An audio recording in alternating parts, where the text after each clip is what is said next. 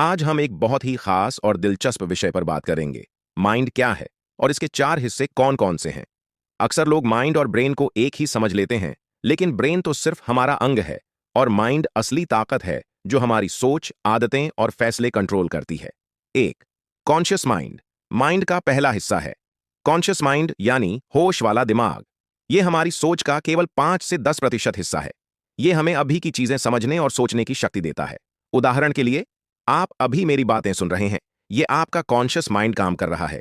ये फैसले लेने, तर्क, लॉजिक लगाने और सोचना जानता है, लेकिन इसकी ताकत बहुत सीमित है। दो, सबकॉन्शियस माइंड। माइंड का दूसरा और सबसे बड़ा हिस्सा है सबकॉन्शियस माइंड, यानी अवचेतन मन। ये हमारी जिंदगी का लगभग 90% कंट्रोल करता है। इसमें हमारी आदतें, पुरानी यादें, विश्वास, बिलीफ्स और भावनाएं, इमोशंस स्टोर रहती हैं। ये ऑटोमेटिक काम करता है। उदाहरण के लिए, एक बार साइकिल या गाड़ी चलाना सीख लिया तो बार बार सोचना नहीं पड़ता। आपका सबकॉन्शियस माइंड अपने आप चला लेता है। हमारी जिंदगी की सबसे बड़ी प्रोग्रामिंग इसी में छिपी होती है।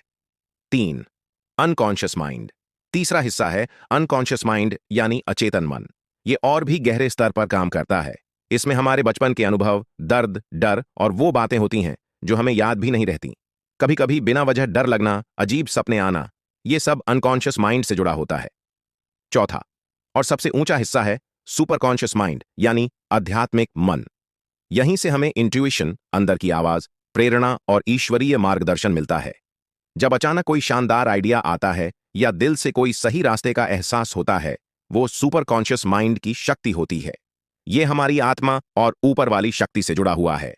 आउटरो। तो दोस्तों, ये थे माइंड के चार हिस्से: कॉन्शियस, सबकॉन्शियस, अनकॉन्शियस और सुपर कॉन्शियस। अगर हम माइंड को समझ लें और इसे सही तरह से इस्तेमाल करना सीख लें, तो अपनी जिंदगी को एक नई दिशा दे सकते हैं।